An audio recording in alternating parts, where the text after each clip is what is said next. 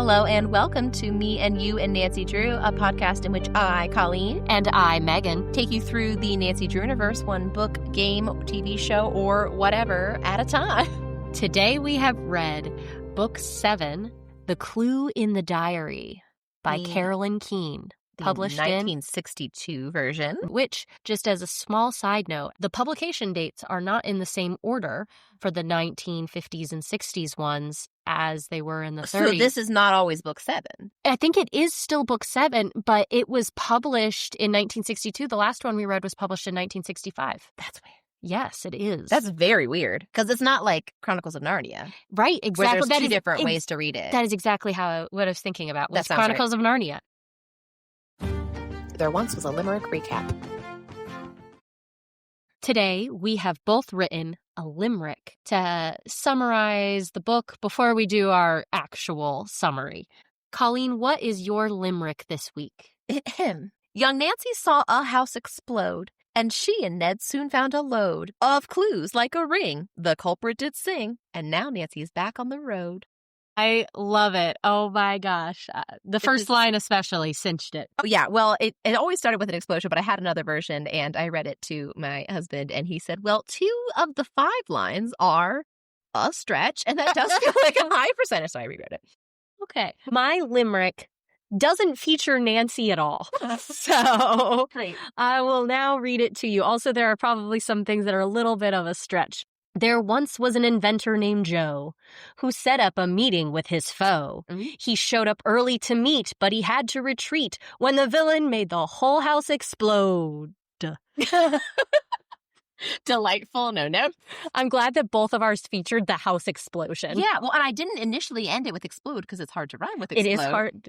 Yes. And would you like to hear my proto limerick? Yes, I would love to. I would love to. A house once exploded, you see, which interested young Nancy. Found the crook in the journal, although the house did burnal, and she set a poor innocent free. It feels so bad. I love it. That could be. What was it? Oh, the burnal. Yeah. The burnal. To rhyme with journal. Of course. You can't rhyme anything with diary. No. Yeah. No, you can't. 30-second recap. Okay. Here's our actual recap that is not in poem form. Would you like to go first since I went first on limerick? I will go first. All right, ready? Yes, I want to be able to see the timer. Okay. Ready, set. Nancy solves another mystery, this time featuring a guy named Joe, and a lot of bad things keep happening to Joe. And coincidentally, as often happens to Nancy, she encounters the mystery from lots of different angles and slowly pieces together that they're all related. A house explodes. And Joe was there, but he didn't explode it. But for a long time, we think that he exploded it. And oh my goodness, there's only 4 seconds left. This is going very, very badly. I'm just going to give up now. Time. All right, I will try to piece some of this together. Yeah, hopefully you do a better job than me. I cannot guarantee that. All right. So this house blows up and Nancy drives by and then a fire happens and she tries to put it out and Ned Nickerson's here and he almost steals her car, but he doesn't. He's just moving it out of the fire. And then they find yet another orphan girl that they love. Or not an orphan, but she's like a very sad, poor girl that they love. And they basically adopt her and buy her a bunch of underwear and other stuff. It's helpful, but it's, oh God, we're almost out of time.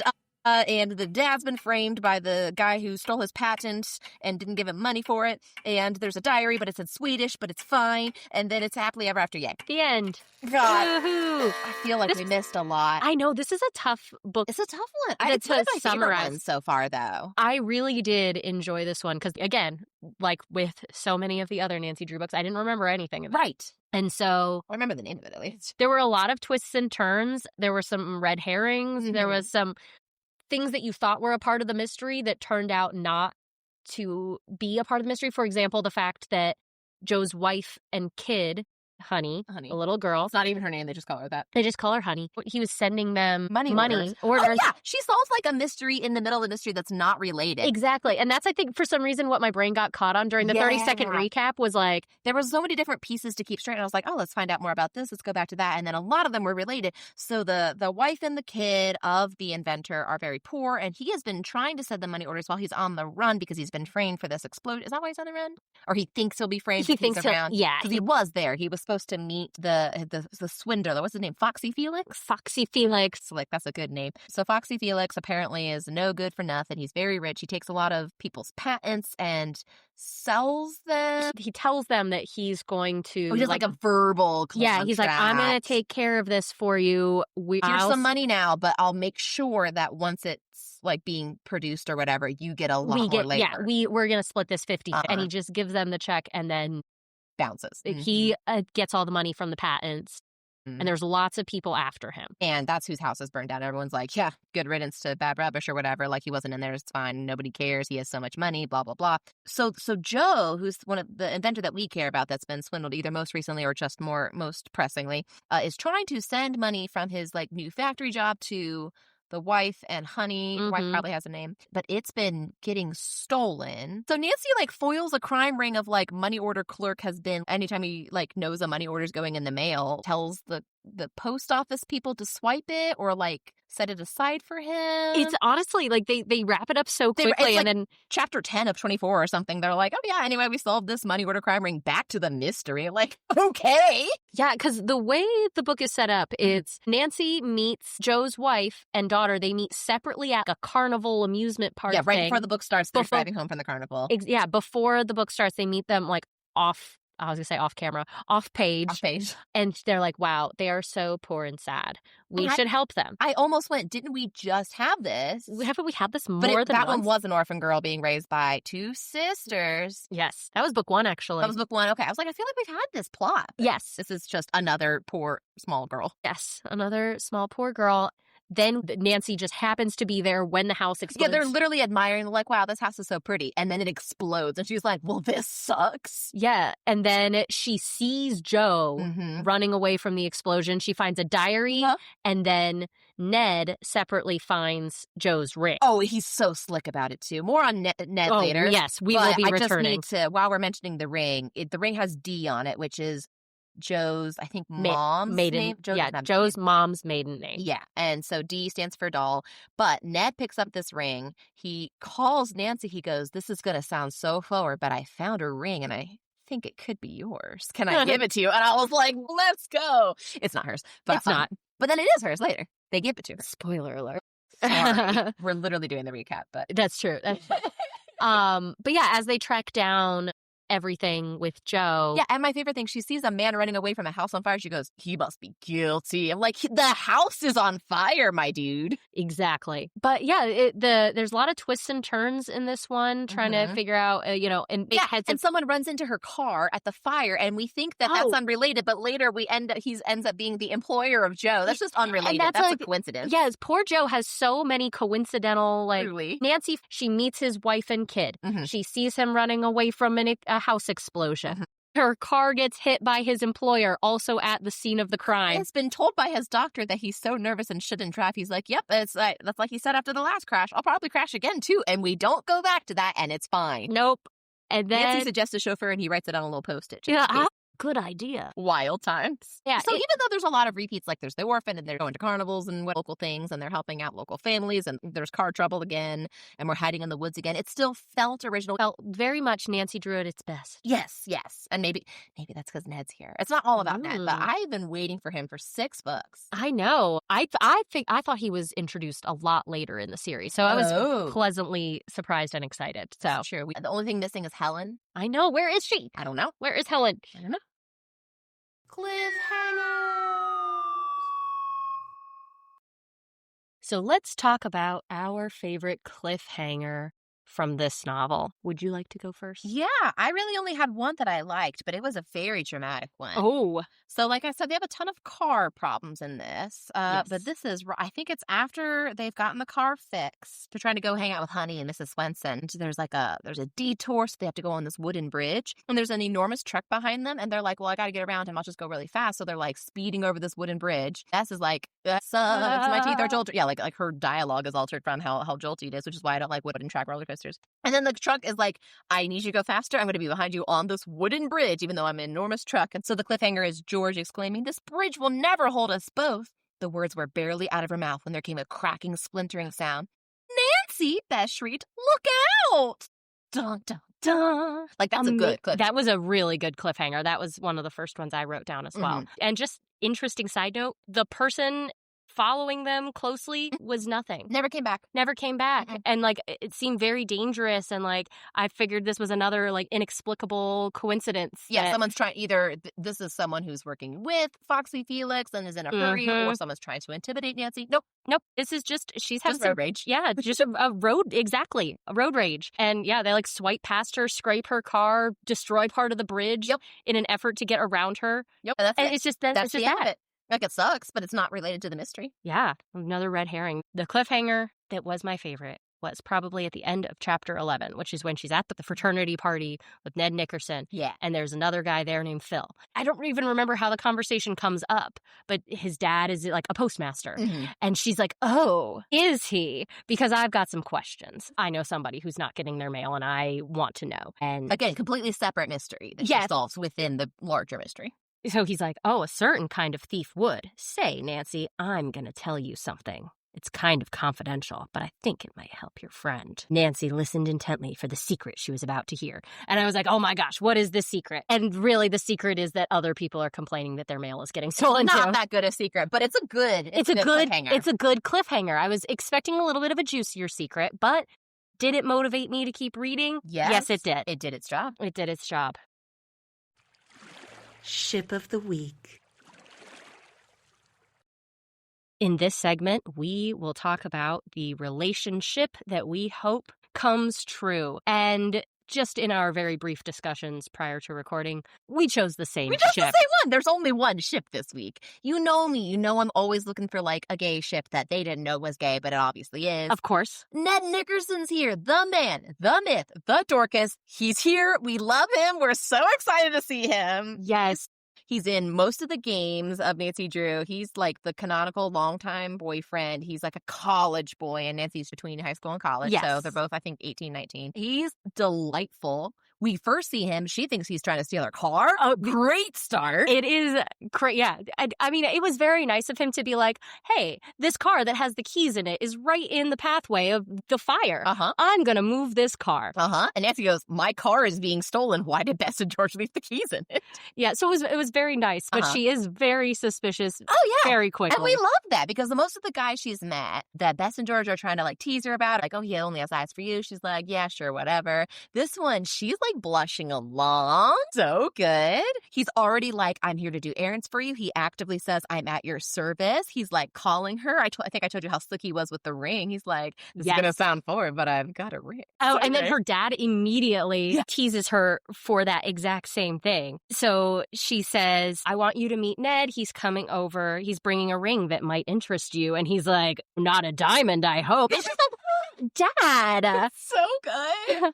You're as bad as Bess and George. But I love that Carson's one of the girlies. Yes. Hannah's in on it. Like, everybody. But usually Nancy's not about it. She's like, yeah, whatever. I'm doing my mystery. But Bess tricks her. She's trying to tease Nancy. She's like, oh, and Ned couldn't keep his big blue eyes off you. And she goes, really blue? I thought they were. Now, wait a minute. I lost it. Every interaction, he's like leaving messages with Hannah, like, will you go to this fraternity dance with me tonight, I hope? And Bess is like, oh, he's got a terrible case. And Nancy goes, hush. But she did not look displeased. Like, she's in it. And she's like, listen, I'm doing a mystery. He goes, absolutely. How can I help? Or can I help drive Honey and Mrs. Swenson to see Joe in jail? And the police were like, we don't want her to see him behind bars. So we let him be in the waiting room. I'm like, wow, that would never happen. That's kind of blast in the past, but like, oh, okay. But like, he's driving people around. He's hiding some extra spare change he has in Honey's house, so they'll find it after they leave. It's so sweet. He's helping direct traffic when there's a traffic jam after the fire. Yes. Oh my gosh, I forgot about that. Good guy. What I really liked,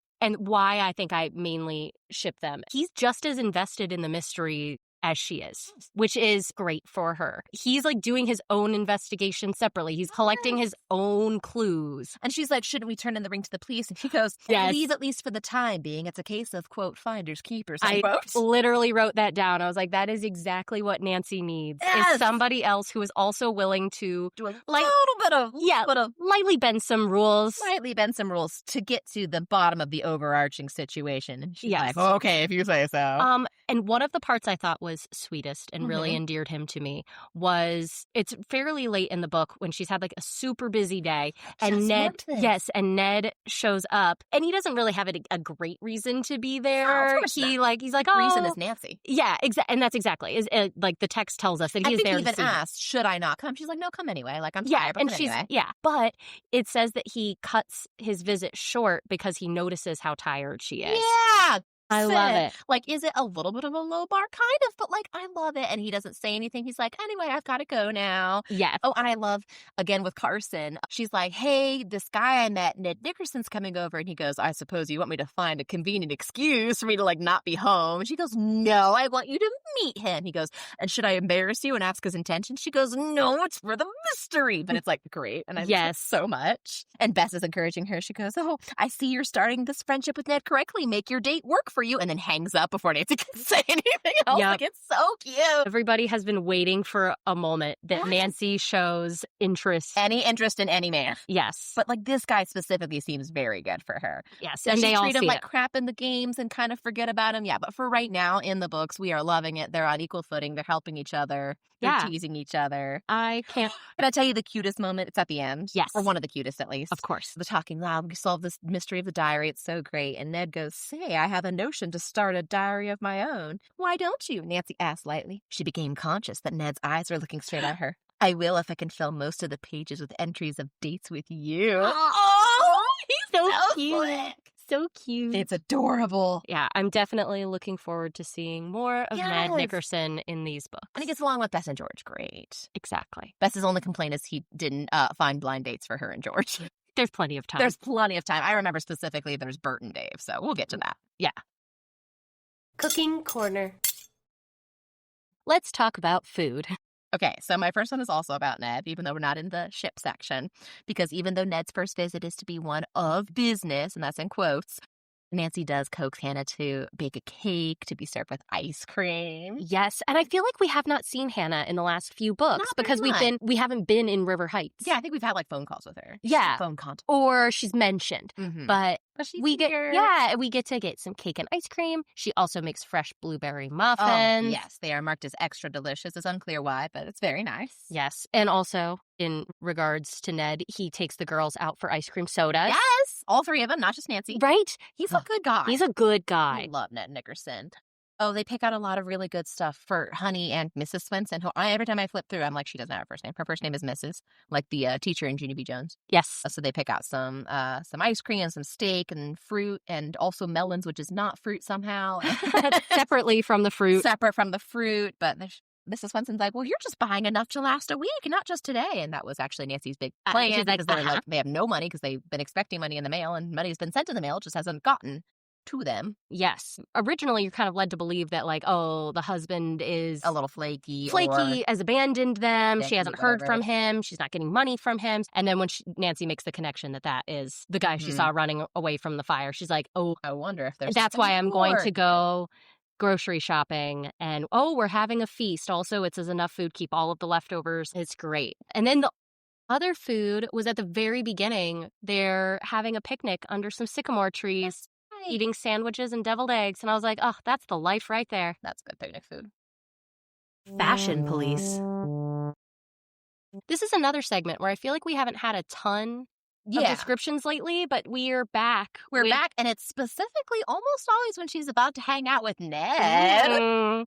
I feel like we haven't had Nancy's outfits described in a while. Yes. I'm thinking about just our previous episodes. We've been describing what other people are wearing. Yes. Or the random person that they're helping. Or what the cult is wearing this week. The cult wears the same thing every week. I think that is true. It's nice to get some descriptions of what Nancy is wearing, because that's really who I care about. You know? This podcast is called Me and You and Nancy Drew. Not about the cult. It's not about Bess or random helper of the week. She is great. She is great. But I do always want to know, what's Nancy up to? What's Nancy wearing? Mm-hmm. And we got some answers this week. We did. Well, first up, she's got a dress with pockets again. Always. When she finds a clue, she just stuffs it right in there.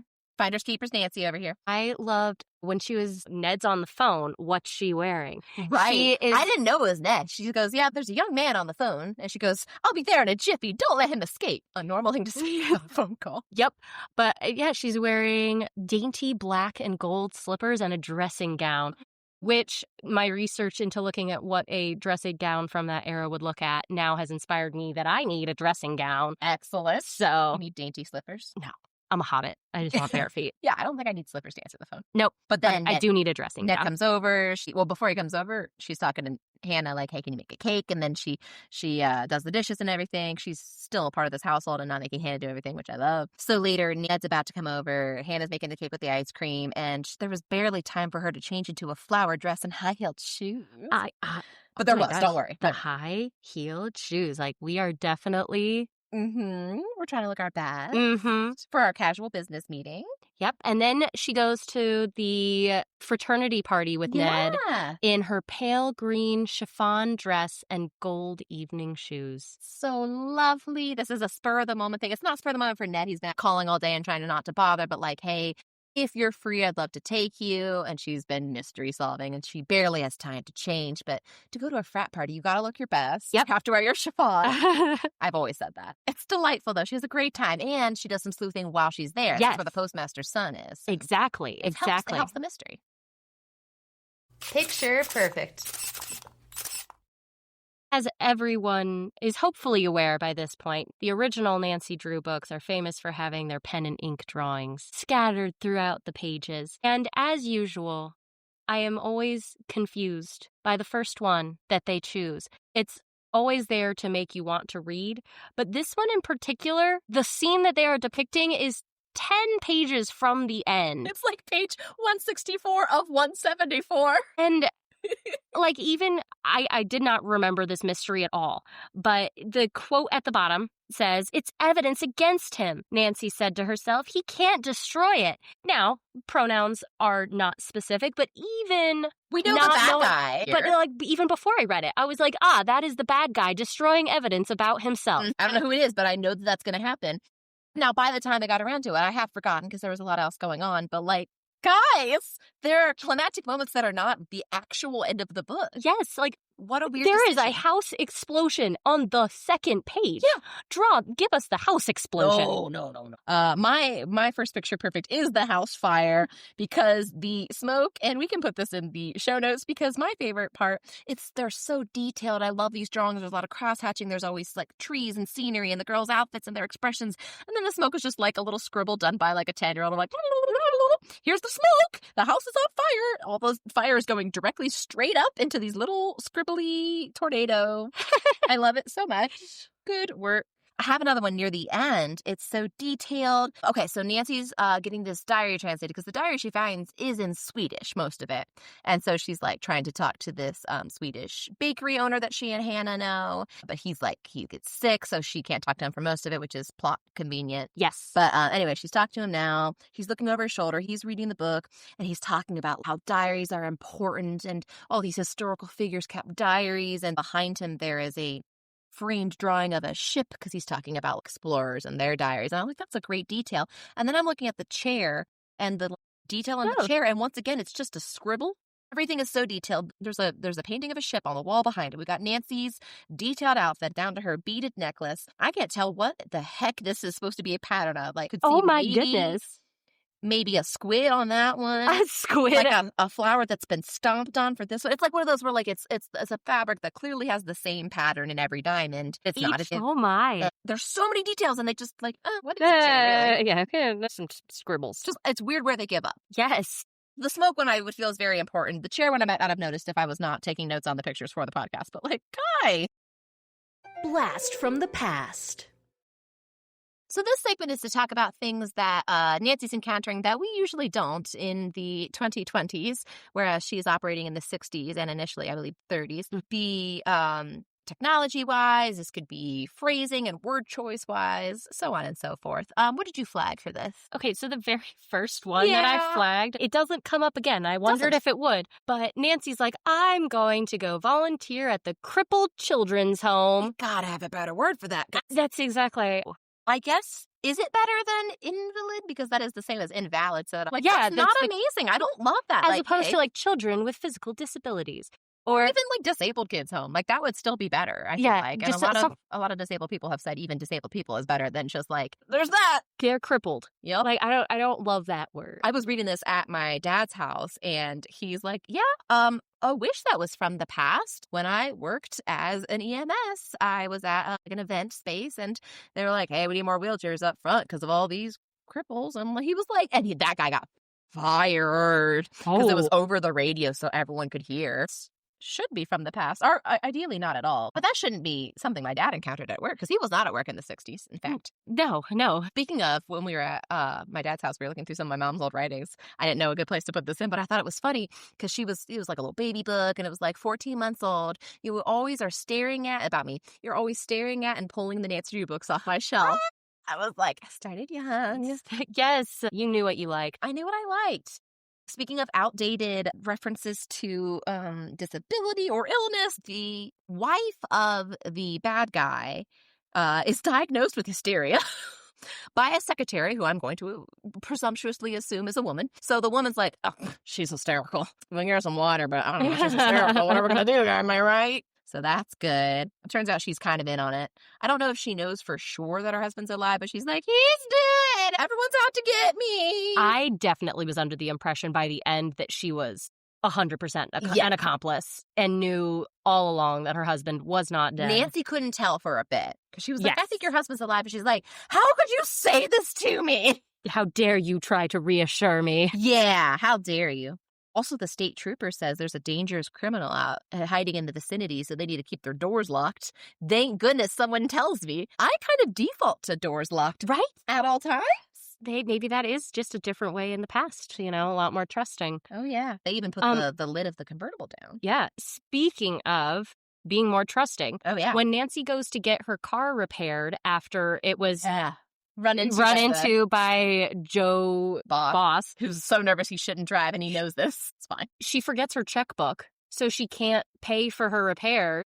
And she's like, I'll be back with a check. And he's like, yeah, don't worry about it. And like, she takes her car. She doesn't pay for it. And she just takes her car because he trusts that she's going to come back, which she does. And also not with her own checkbook, but with the check from the guy who hit her. Yeah, because he was so nervous that he not only ran into her car, but couldn't remember his insurance. I'm like, oh, this man's not insured. That's what I thought too. No, he's just actually, nervous. to be fair, I still don't know if he was insured because he did not pull out an insurance card or anything. He just wrote her a check. He He's just also wrote her like a check. Factory owner. Yeah, but I just thought it was interesting that she could drive away. Yeah, services. He goes, I'm busy. Take your car. I'll get you later. Yeah, and then they do, and it's fine. Mm-hmm.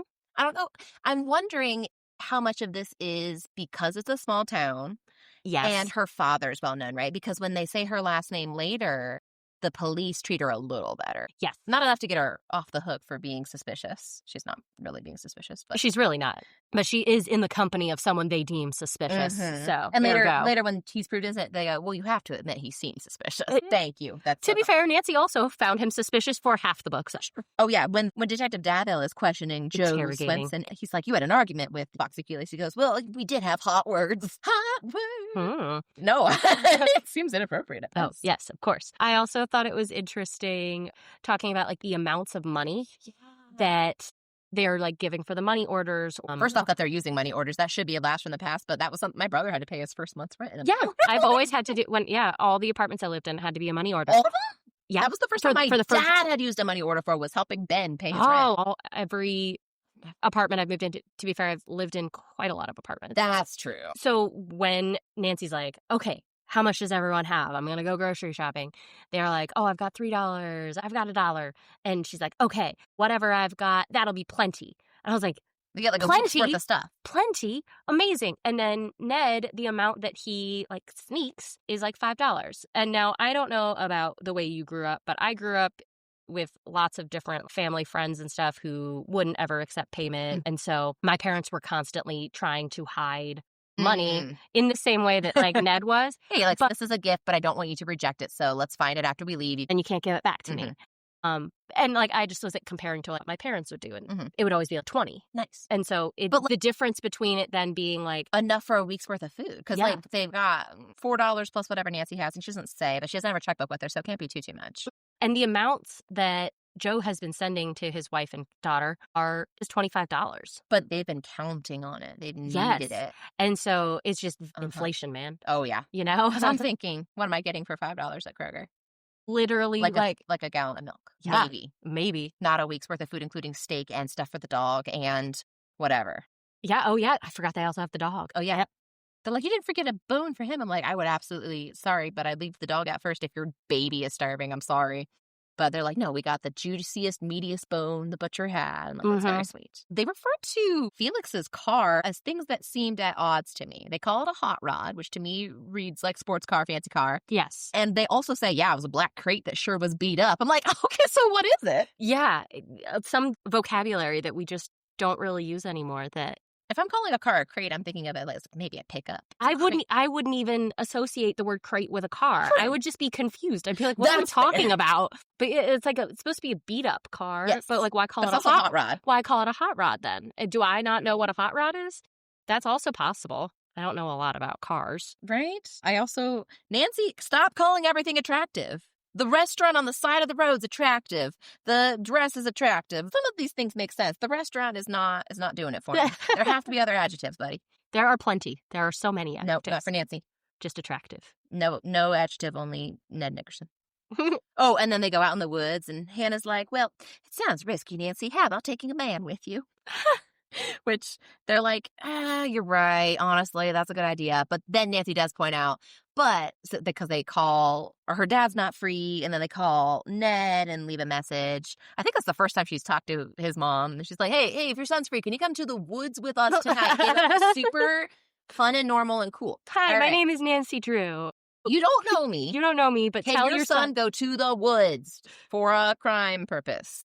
Against crime. We're against crime. Probably against but sometimes crime. Maybe a little crime along the way. Sometimes you gotta commit a few crimes to solve the big crime. Yeah. We all know this. But anyway, after he's not free, Nancy's like, that's fine. 3 strong, capable girls like ourselves shouldn't need any help. And like that sounds today kind of tired. Like, oh, I was a strong, independent character or whatever. But like this is like, no, heck yeah. Yeah. Yeah, I love it. This is still a little nervous, and that's fair. Yeah, she's like sometimes the only reasonable one. I mean, like, in some of these circumstances, they were in the woods alone, and it didn't go well. She has been actually alone in the woods with Nancy multiple times, and it has not gone well. So I think she's valid here. Yeah, 100%. I have 2 more quick ones from the same page. They find Foxy Felix. First off, we have the briefest moment out of Nancy's, her POV, but it's like third person on her shoulder, kind of. Did you notice this? Okay, no. I didn't know where to put it. I meant to circle that one for the cliffhanger. Bess and George fall asleep. Yes. And then they wake up and hear a scream, and Nancy's not there. And it's only like half a page, but we haven't gotten a scene without Nancy, like, at all, I don't think.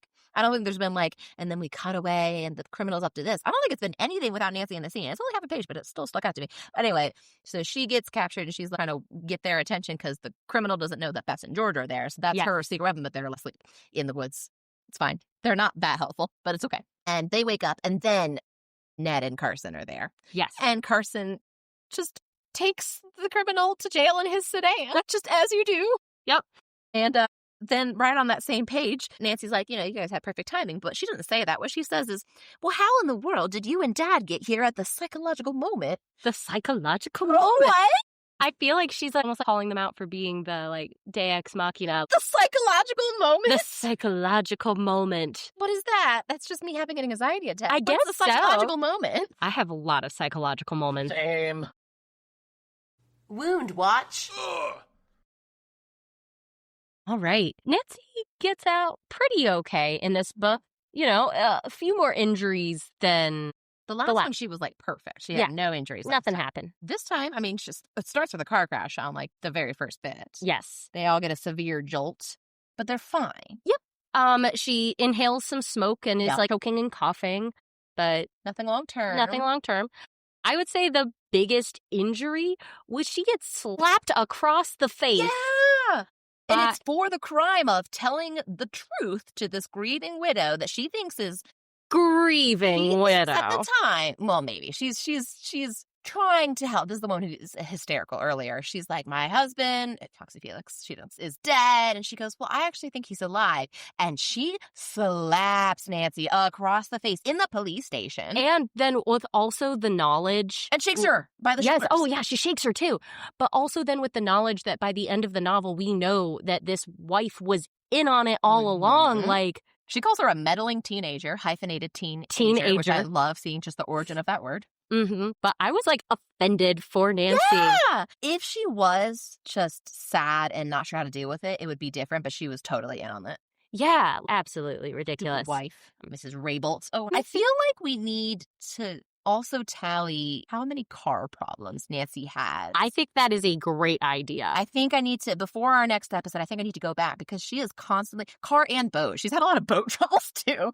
Like vehicle. Yes. Call it crash course. Oh, I love it. Baby. I don't know. We have to make sure it doesn't have a car crashing sound because that would be the worst thing to hear while driving. But like, true. Like a vroom or something. But like, there's 4 car problems in this book alone. And the best is like, don't drive into the muddy woods. And she's like, fine. Girl, you just got your car back from the mechanic. And Bess has been there for all of the other ones. So she's like, please. Please, for the love of God. Take care of your car, Nancy. I didn't even have to pay for it. Oh, yeah. And Nancy brought the car home with the crash. She gets it fixed enough to drive home. And Ned helps and was following just to make sure the car doesn't fall apart. And he's like, hey, if you get stuck in a ditch, I'll push you out. But let's go to the near mechanic, get it drivable to go to your city or your small town. And then we'll get it likely fixed up the next day or whatever. But were you going to talk about how he pulled the bumper straight off the car? Ned pulls the bumper straight off the car and puts it in the because she was dragging it. And she's like, oh, it's going to make a lot of noise. He's like, oh, let me just poof. Puts it in her inventory. 1 car bumper. Thank you. It's great. She gets home and Carson's like, how much of a lawsuit do I have in my hand? She goes, I didn't back into someone. Someone ran into me. He goes, yeah, sure. But I told this to my dad, and he had recorded an older Nancy Drew movie for me. And she is the worst driver. Aw. Not even a plot point, but it's just so funny. Maybe it's canon. Maybe it is. She just can't drive. She's busy. She's thinking of lots of other stuff. Yeah, it's okay. She's good at everything else. Yeah. 1 bad driving as a treat. Yeah, exactly. Drew's Clues. In this segment, we look at just more information about Nancy as an individual, as a person. And her friends. And her friends. What makes her and them tick. I guess what I wanted to talk about was, we kind of already knew this about Nancy because this has been like an ongoing thing. But her sense of charity and how willing she is to, I mean, poor language choices, but she's going to go work at the crippled children's home. But she's also giving direct charity and using her money to go get groceries for this family. Help cook a feast. Yeah. And she tries to make sure it's framed in, this isn't charity. This is fully like, you don't have anything. You're supposed to have stuff. Yeah. And she worries about a lot of people, and she's in a position oftentimes to help them. I mean, even just going back to previous books, she knows she's good at solving mysteries. She hears about a mystery and it's affecting family or friends that she cares about. And she's like, or strangers, I'm going to take care of that for you. I'm going to figure out where this money I'm going to make sure you have food on your table. Okay, well, now I'm going to figure out why you haven't been getting money. Okay, now I am going to directly ensure that this particular money gets directly to you. I'm going to make sure my not boyfriend comes and brings you clothes for your daughter. Like, she's just so good. Well, and she is going to get the diary translated by this baker that she knew in her youth, and he gave her like lingonberry tarts and stuff. But he like isn't feeling well, and she's like, I'll come back later, absolutely. And then he likes the hospital. He's really not feeling well. And Bess is like, how are you going to get the diary translated? And it says, like, Nancy's mostly just concerned about the baker. And I love that because I feel like, especially in the game, she could be a little single-minded of where she is so tactless that it has become a meme. She does not really care in the game. She's only looking for one thing, and then the characters get offended. So it's not even like the writing's bad. The characters are like, hey, why would you ask this at this trying time? But this is like, yes, she wants the diary translated, but mostly like, this baker man's not feeling well. And we do see some other times where she does be like, oh my gosh, this mystery is driving me crazy. I'm losing sleep over it. And she's like, oh my gosh, I'm so excited. That's true. She can barely hide her glee. Right. But yeah, in this book, she's almost more careless than usual. And I think it's because she's a little distracted by Ned.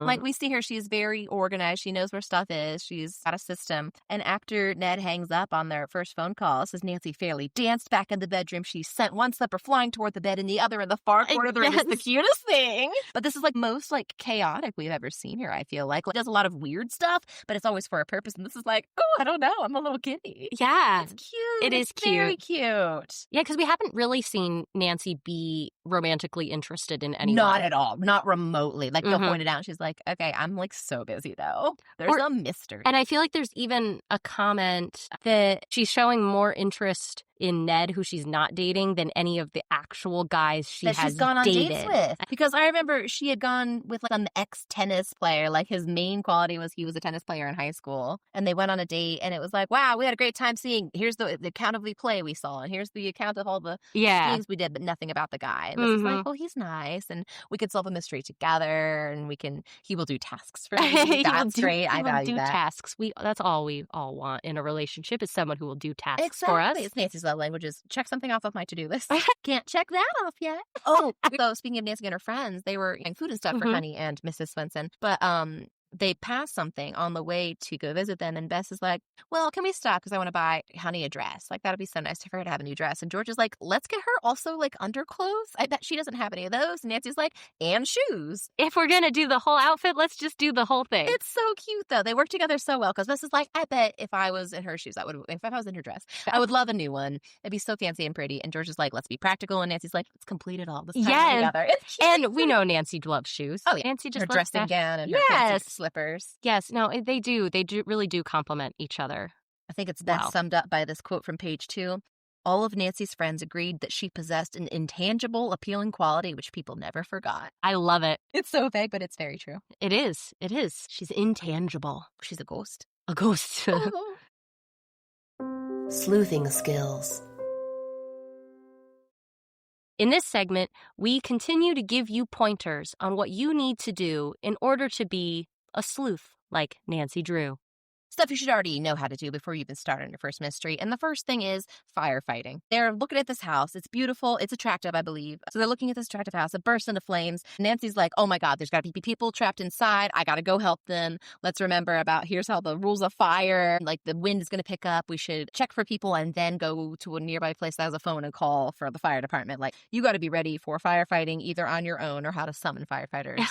Because this it was part of the mystery, but she wasn't on the case yet. They were literally just like admiring real estate. Yep. And then they're like, oh, crap, it's a fire. You also have to be really good at knowing what stuff laying on the ground is already going to be a clue. This is something that's really good in the games. And I think I've told you my favorite thing is she finds used, chewed up gum on the bottom of the seat in this abandoned movie theater. And she's like, putting that in my pocket for sure. This is a clue. I need that. And she does need it later, but you just don't need to do that. But there's a fire happening. She picks up a diary. She puts it in her pocket of her dress. So that like intuition. Of seeing something and knowing it's important. This is important. Does it look like trash? Yes. Is there a fire going on? Also yes. But now I would say you also need to have a familiarity with enough languages that when you have an indecipherable diary, that you're able to pick up enough from the diary to know this is Swedish. I can identify this as Swedish. And honestly, I was surprised that she did not go to the library and check out, like, they had to have had Swedish to English dictionaries, right? Definitely. I feel like though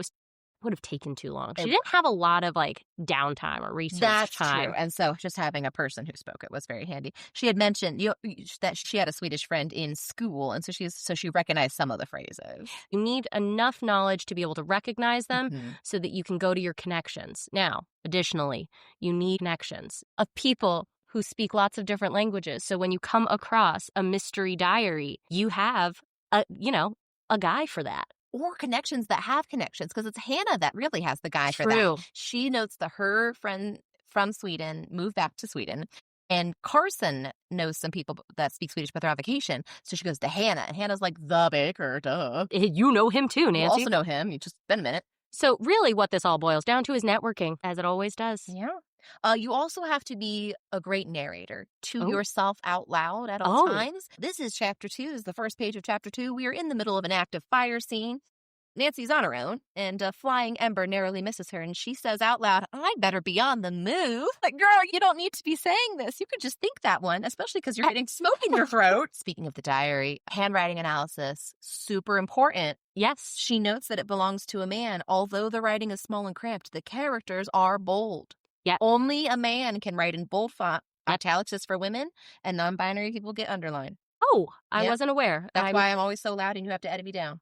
Oh, You're welcome. My last sleuthing skill is something my father refers to as the tuck and roll. tell me more. So they pull up to try and find and warn Joe, the inventor. He's working under this assumed name at this factory to just make money to send to his wife and daughter. Nancy hands the keys to George. She goes, "Will you drive? So I'll be free to hop out and get hold of Mr. Swenson the instant he comes to the gate." So she's ready to tuck, she's ready to roll, grab, get him back in the car and go. Amazing. And I appreciate that she's ready at a moment's notice to switch from just crime to crime thriller. Oh. Genre hopping Nancy Drew over here. So continue working on those sleuthing skills so you can solve your first mystery. Mm-hmm. Accidentally gay. So this is the segment where we find things that look gay to us, especially to me, and that were probably not intended to be queer in any way, but either due to word language or just personality of the characters. Seems a little fruity, and I love it. What did you find? There were a lot of, I think, Just the word gay? Yes, use of the word gay, gaily, queer, and the sort. My favorite was in chapter 2 when they first met Ned and they were having their ice cream soda. I think, is that when they're having their ice cream sodas? They had a gay get acquainted session. I love a gay get acquainted session. There's usually crafts. Yeah, so I don't know. Yeah, I love it. I love it. Nancy's giving off real Alison Bechdel as a kid vibes when reminiscing with the baker. He's like, "I remember you were coming by all the time, and you liked my lingonberry tarts, and you were always objecting to the ribbons Mrs. Gruen put in your hair." And that is some rural, I don't want to look like a girl just because you want to dress me like a girl. And also, actually, in this same section, it's when the baker is talking about how much he loves diaries and how important they are to history. He's talking about Queen Victoria and her reputation of being like a very stern woman, but her diary reveals what a gay woman she truly was. Yes. And I was like, She was Tell gay me- and loved to dance. yes. I'm like, tell me more. Yes, I believe you, but give me more details. Perhaps my favorite was George. They're trying to get a man to go to the woods with them for normal reasons. And they're like, "You know what? Should be fine.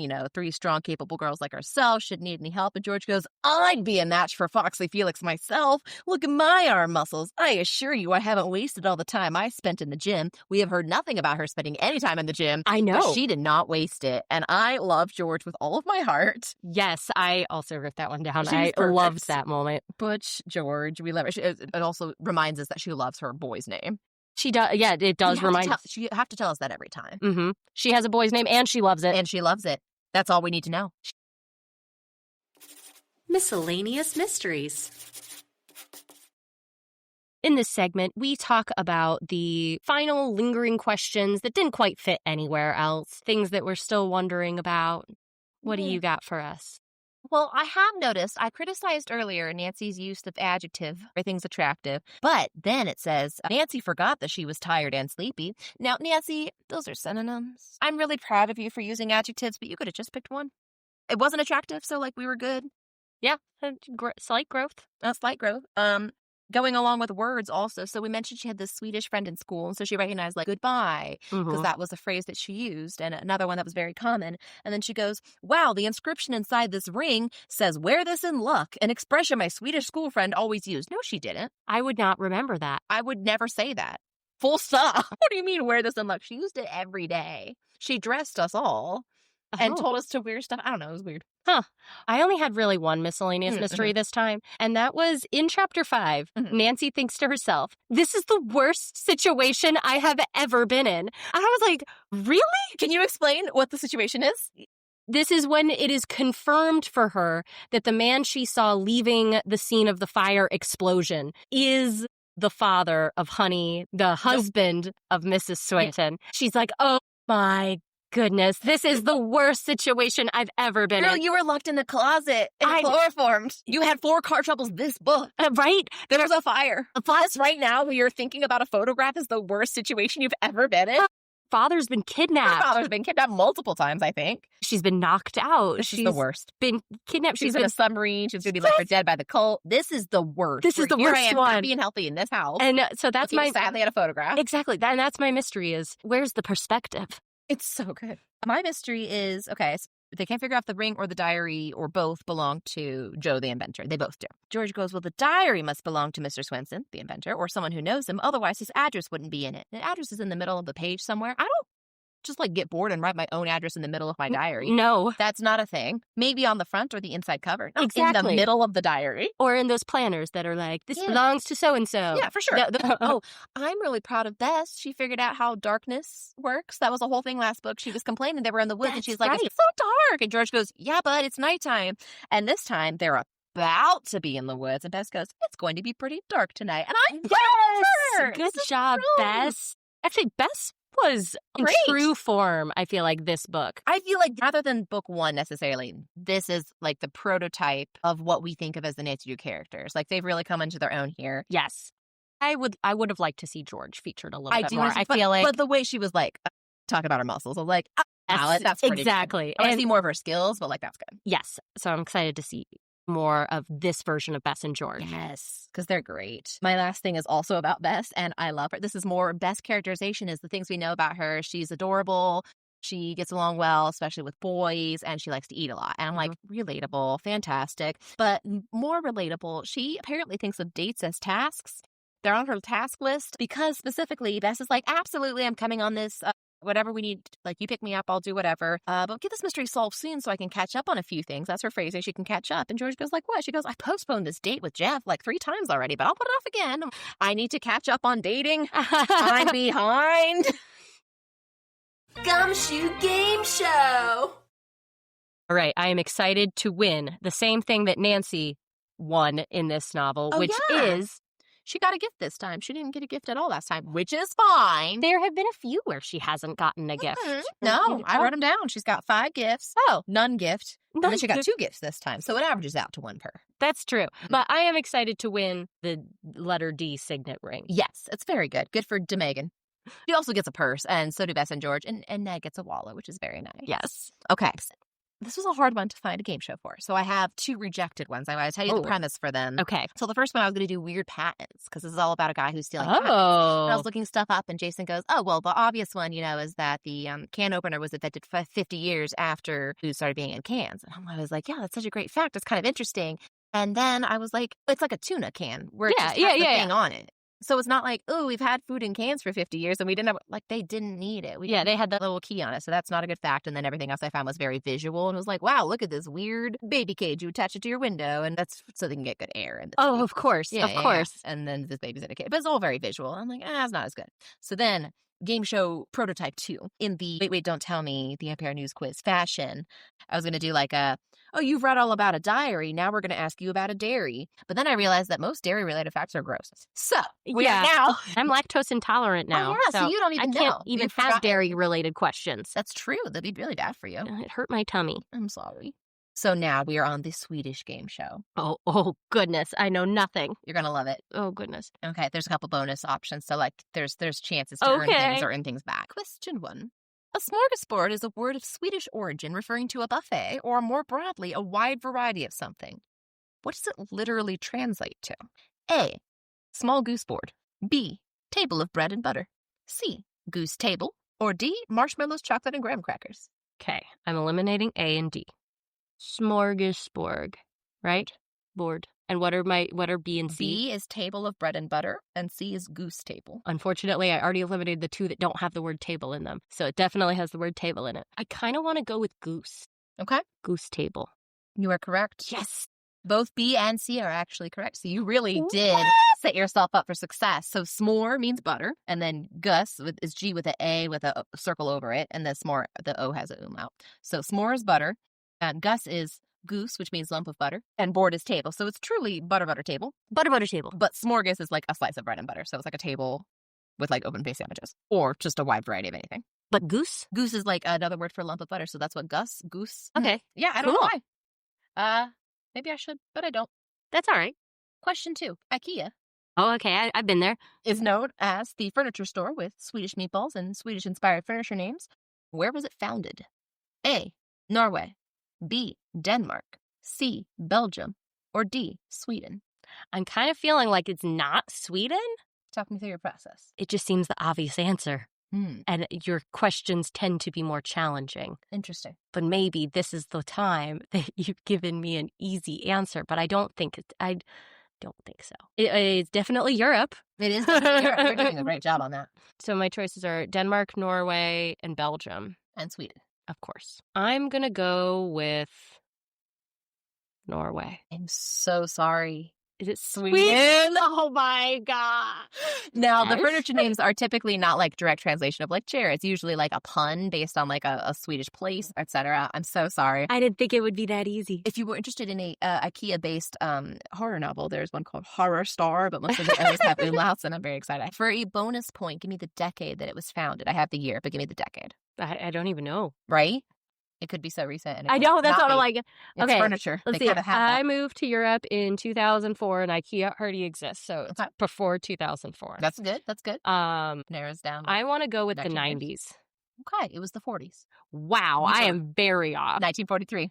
But, solid guess. There's more bonus later that you can get. We're off to a rough start. I'm so sorry. Well, not a rough start. We're up to a completely average start. Yeah. Number 3. Which of these facts about the Muppet, the Swedish Chef, is true? Goodness. A. He wears a wedding ring.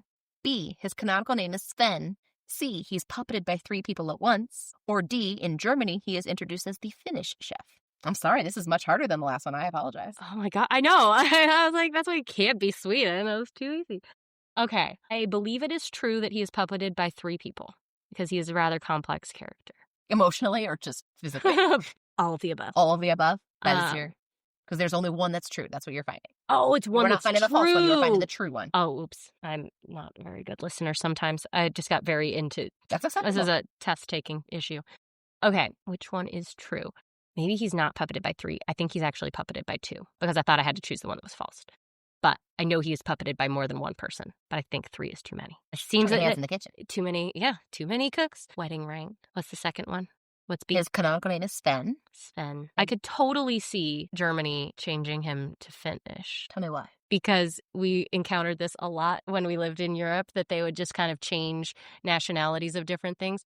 One of our favorite things was on the SpongeBob episode where SpongeBob is house sitting for Sandy. Mm-hmm. Patrick starts whistling at a bird.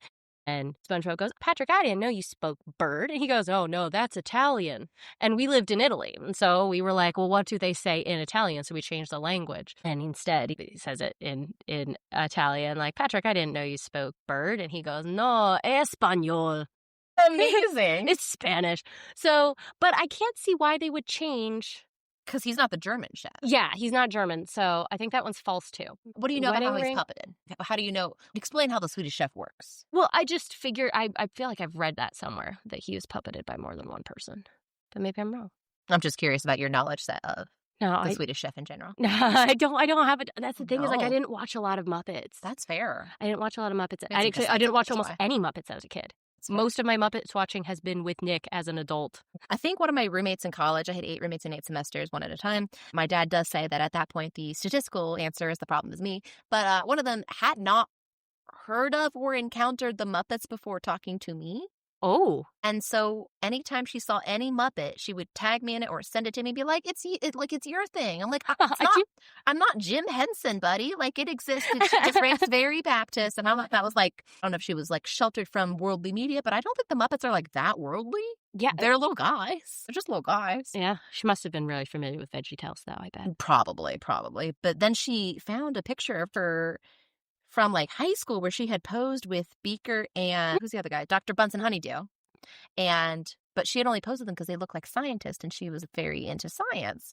And she goes and she messaged me. She goes, it's the meat guy. You like him. Yeah, but he's not like my guy. He's not outside of me. Promise. So funny. You're bringing me back now to how he's puppeted, which makes me feel like maybe I eliminated it too quickly. No, I'm just curious, like, what you know about him. Because, like, Kermit's just done by one guy. Yes. Yeah. I know Kermit is. I feel like most of the Muppets are done by one person. for each one is like one person. Like they have their hand on a stick typically, and so they can move one hand, and then the other hand of the person is the mouth. Yeah. Spoiler alert for the But Muppets. I feel like the Swedish Chef has two hands that are often moving. I feel like maybe he has a second person. This is so hard. I'm so sorry. Is he wearing a wedding ring? He is, because his hands are human hands. That's what you were asking me About how he's puppeted. His hands are human hands. It is two guys. You were right, because his head is done in the typical fashion where a hand is in his Muppet head, and that's making him talk. But because he's using all these utensils and foods and things, they just give him two human hands through the arms of his coat. Now that you are saying that, I can remember that. He doesn't do anything like he's not cooking well. He's throwing stuff all the time. But he has human hands to grab the stuff because that's just so much easier than picking up a million things with your puppet hands. Oh my gosh. Can't believe I got that one right. That was so difficult.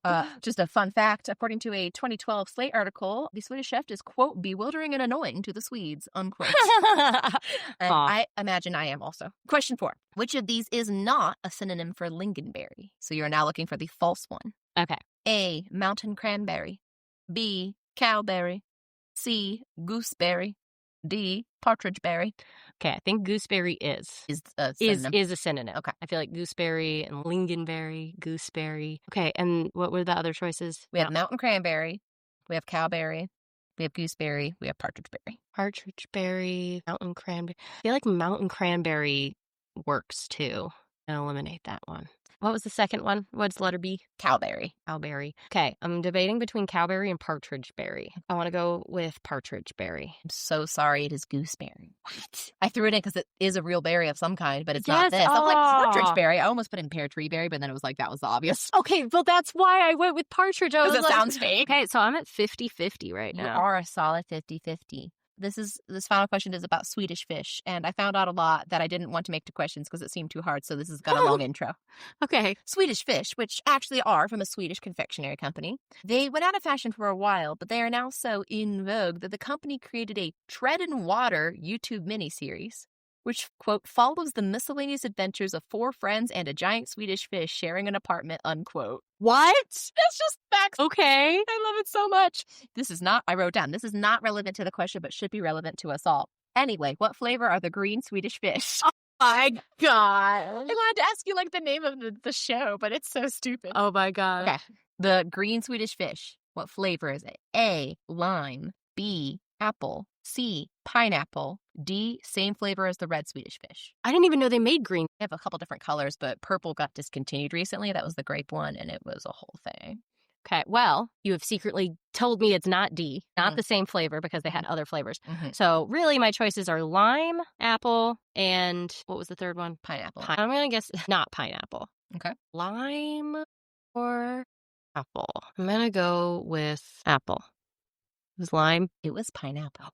It's absolutely no green candy should be pineapple. There's so many options for green candy. I would even accept lemon lime, which I believe they have one of those, but it's not the green one. Oh my gosh. I'm so sorry. For a bonus, what decade were Swedish fish developed and launched? I don't know. Sorry. 40s? No, I don't think it was the 40s, or was it the...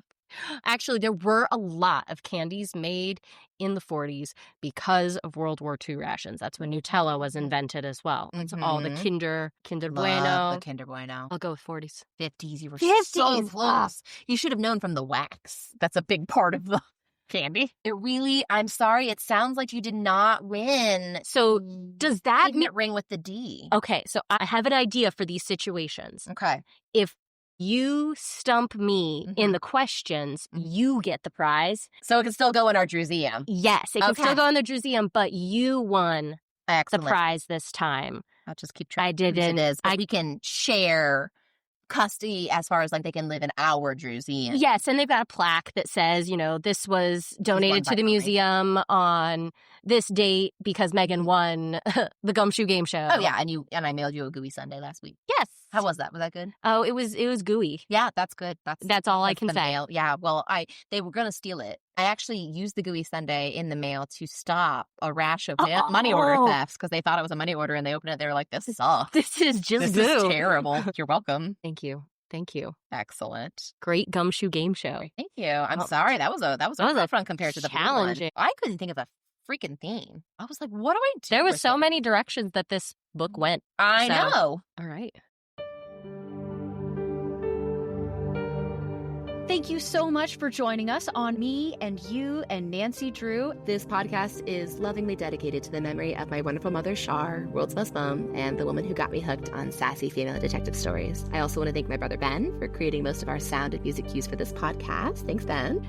You can check out our website, meandyouandnancydrew.com, for show transcripts, links to our social media, and our Patreon, where we'll post any images that we described during the podcast. Those will be visible to anyone without a paywall, so that we're not describing nebulous images that you can't see at home. But if you'd like to become a patron, there are various perks there, including outtakes or things that got cut for time, stickers, and cross-stitch patterns to create your own Drewseum at home, and more. Thank you, Megan, for editing the podcast, doing a lot of research about podcast creation, and adding a few additional sound cues as needed. Thank you, Colleen, for also editing the podcast, for transcribing it, and for helping create our logo. Thank you to our partners for all the support and love, and especially for lending us their microphones that they bought for a completely different purpose, but said we could borrow once in a while.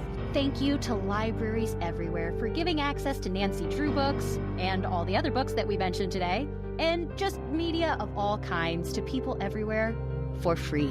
And finally, thank you, of course, to Carolyn Keene for independently writing each of the Nancy Drew books from 1930 to modern day. We couldn't do this without you and your 613 individual novels. And don't forget the moral of this episode. He looks like a nice person, and yet appearances can be deceiving.